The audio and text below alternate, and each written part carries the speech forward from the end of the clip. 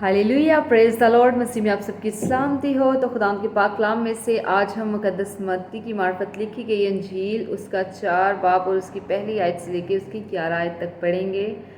तो साथ साथ हमारी बाइबल स्टडी भी चलती रहेगी। तो मैंने सोचा कि आज मैं आपके साथ खुदा के पाक कलाम की कुछ बातें जो हैं वो आपके साथ शेयर करूँगी।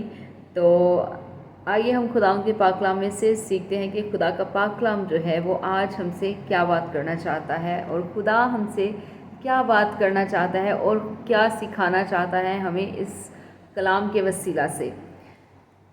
तो खुदा के पाक कलाम में यूँ लिखा है, उस वक्त रूह यीशु को जंगल में ले गया ताकि इब्लीस से आजमाया जाए, और 40 दिन और 40 रात फाका करके आखिर को उसे भूख लगी। और आजमाने वाले ने पास आकर उससे कहा, अगर तू खुदा का बेटा है तो फरमा कि ये पत्थर रोटियां बन जाए।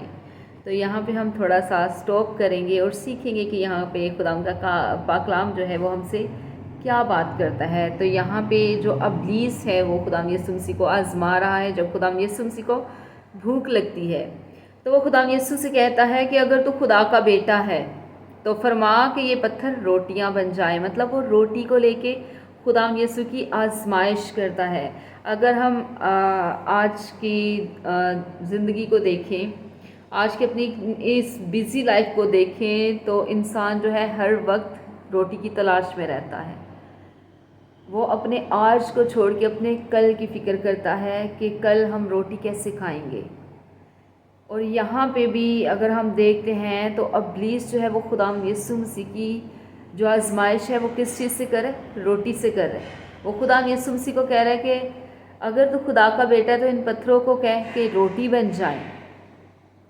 तो पिछले दिनों की मैं आपको एक बात बताती हूँ कि मेरे साथ क्या हुआ। मैंने रोज़े में थी, फास्टिंग में थी, क्योंकि इंसान होते हुए हमें ज़रूरत होती है। जब हम खाना नहीं खाते तो हमारा माइंड जो है वो हमें, हमारा जहन एक हिंट देता है कि अब तुझे भूख लगी, अब तुझे खाना खाना है।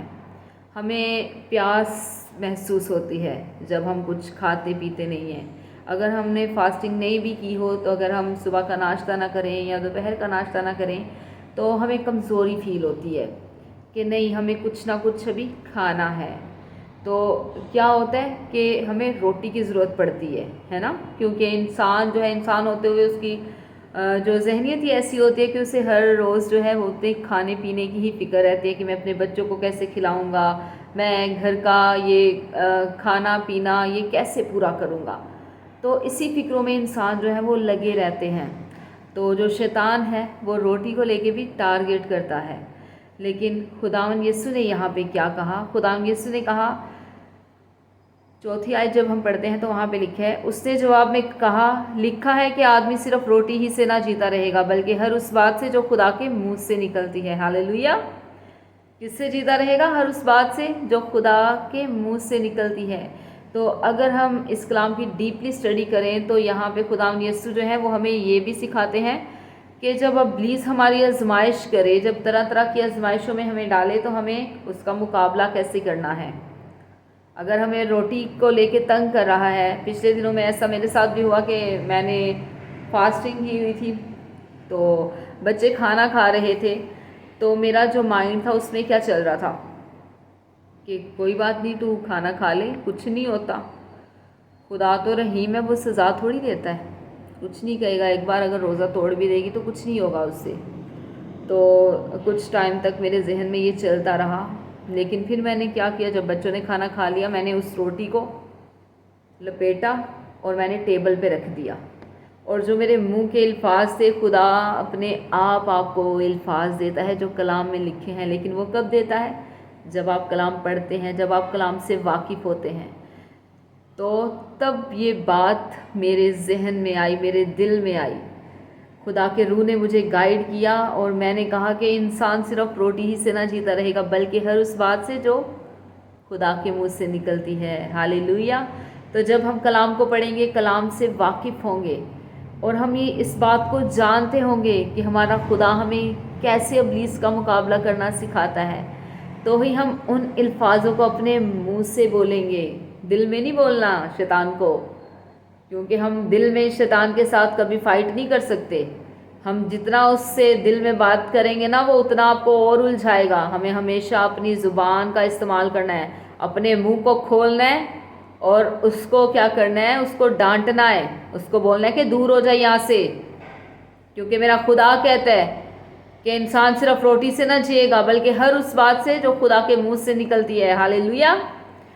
تو آگے جب ہم دیکھتے ہیں کہ آگے ابلیس جو ہے وہ خدا کو کیسے آزماتا ہے، تو آگے ابلیس کیا کرتا ہے.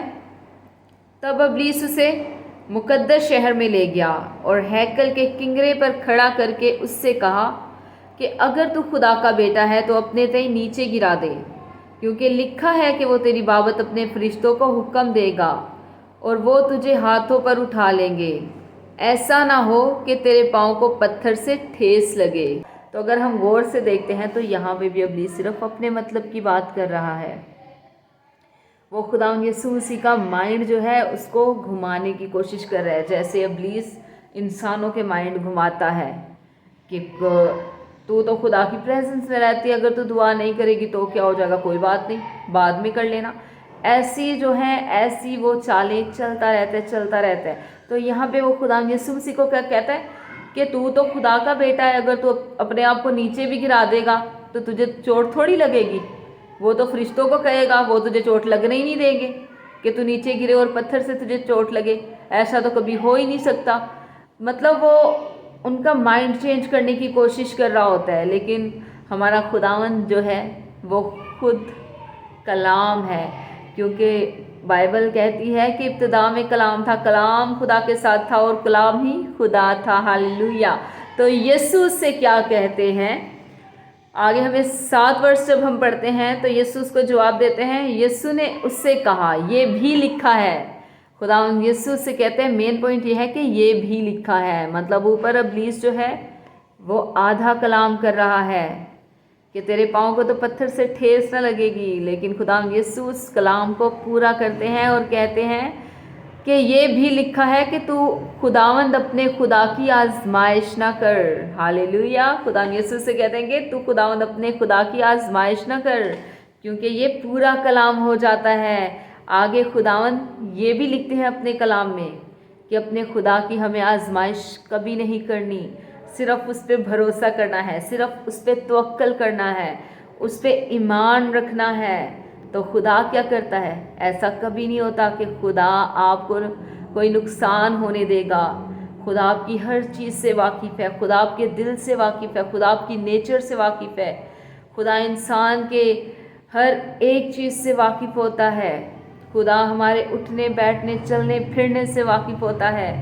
تو آگے پھر ابلیس جو چوتھا پوائنٹ ہم دیکھتے ہیں وہ کیا ہے کہ ابلیس پھر جو ہے 8ویں آیت میں ہم دیکھتے ہیں پھر ابلیس اسے ایک بہت اونچے پہاڑ پر لے گیا اور دنیا کی سب سلطنتیں اور ان کی شان و شوکت اسے دکھائی اور اس سے کہا اگر تو جھک کر مجھے سجدہ کرے تو یہ سب کچھ تجھے دے دوں گا. تو یہاں اگر ہم غور کریں تو یہاں پہ ابلیس جو ہے شان و شوکت کا کہہ رہا ہے کہ میں شان و شوکت تجھے دے دوں گا. ابلیس جو ہے وہ آج بھی لالچ دیتا ہے اور وہ اس وقت اس خدا کو لالچ دے رہا تھا جس کے شاہی خزانہ میں سے کسی چیز کی بھی کوئی کمی نہیں ہے، جس کے شاہی خزانہ میں کسی چیز کی کوئی کمی نہیں ہے، بلکہ وہ تو نیک و بدوں پہ دونوں پہ اپنی برکتیں برساتا ہے اور ہر ایک شخص کو اپنے شاہی خزانہ سے کھانے کو دیتا ہے. تو وہ اس خدا کو کہہ رہا ہے کہ میں دنیا کی شان و شوکت تجھے دے دوں گا، کیونکہ وہ جانتا تھا کہ خداوند یسوع جو ہیں وہ ابن آدم کے روپ میں ہے، اس وقت وہ انسان کے روپ میں ہے اور وہ کس لیے آئے، وہ اپنی باپ کی مرضی کو پورا کرنے کے لیے اس دنیا میں آئے تھے تاکہ وہ ہمارے گناہوں کو اپنے اوپر اٹھا سکیں. انہوں نے جب وہ اس دنیا میں آئے وہ باپ کے فرما بردار رہے، انہوں نے باپ کی ہر ایک بات مانی اور وہ کہتے بھی ہیں کہ میں جو کرتا ہوں اپنے باپ کی مرضی سے کرتا ہوں.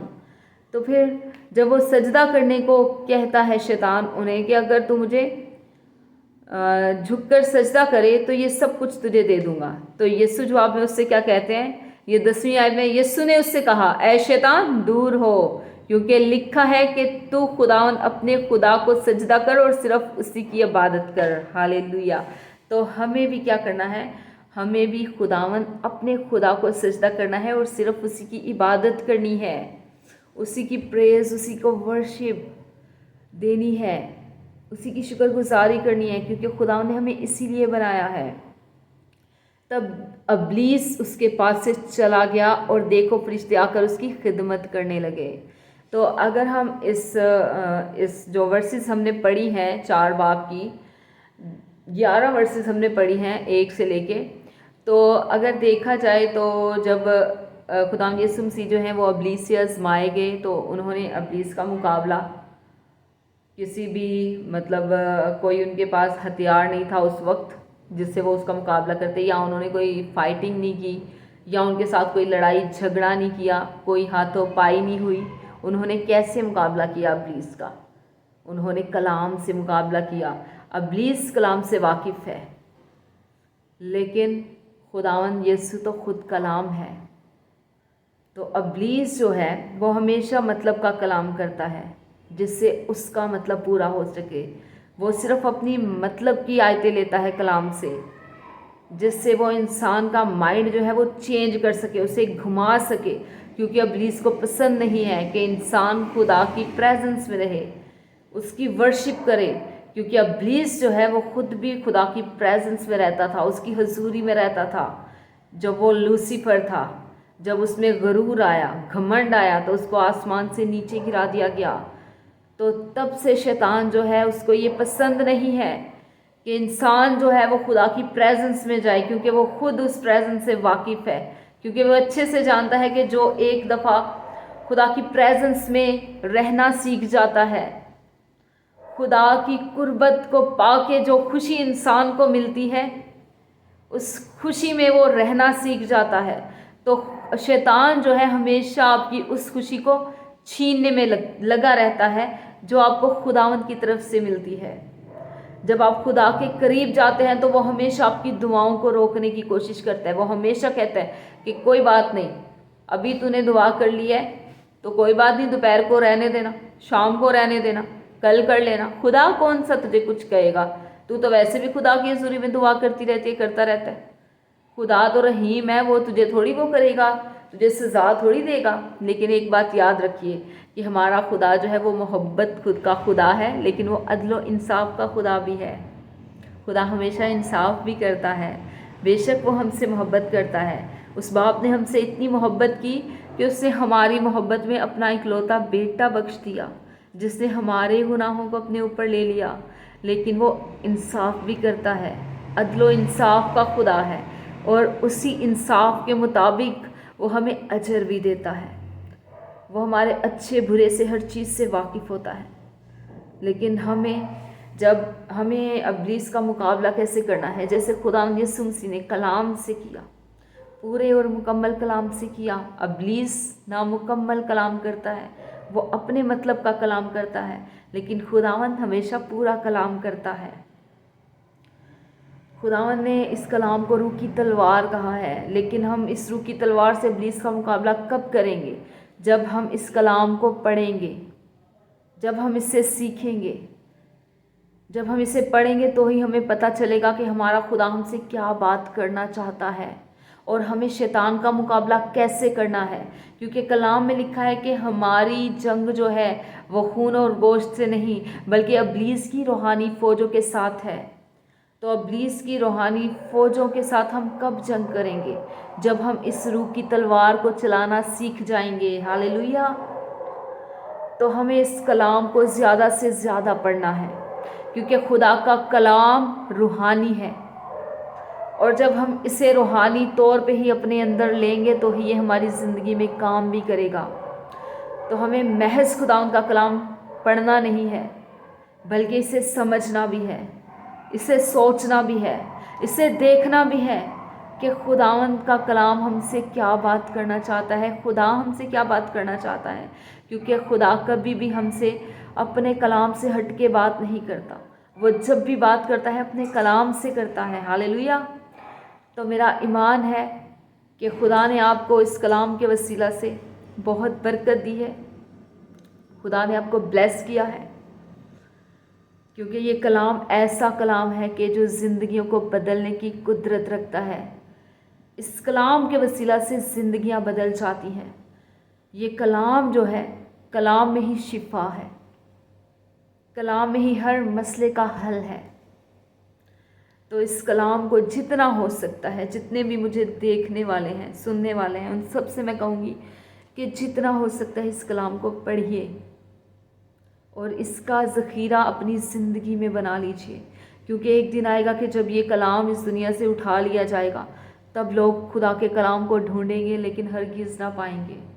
تو ابھی جب خدا نے ہمیں وقت دیا ہے، ہمارے پاس ایک گولڈن چانس ہے اس کلام کو اپنے اندر لینے کا، تو پھر ہم اس کلام کو جب اپنے اندر لے لیں گے تو ہی ہم اس روح کی تلوار سے ابلیس کا سر قلم بھی کر لیں گے۔ ہاللیلویہ! تو خدا آپ کو اس کلام کو سمجھنے کی، اسے پڑھنے کی، اسے اپنے اندر لینے کی توفیق دے۔ گاڈ بلیس یو آل، ہمیشہ خوش رہیں اور خدا ان میں شادمان رہیں۔ آمین۔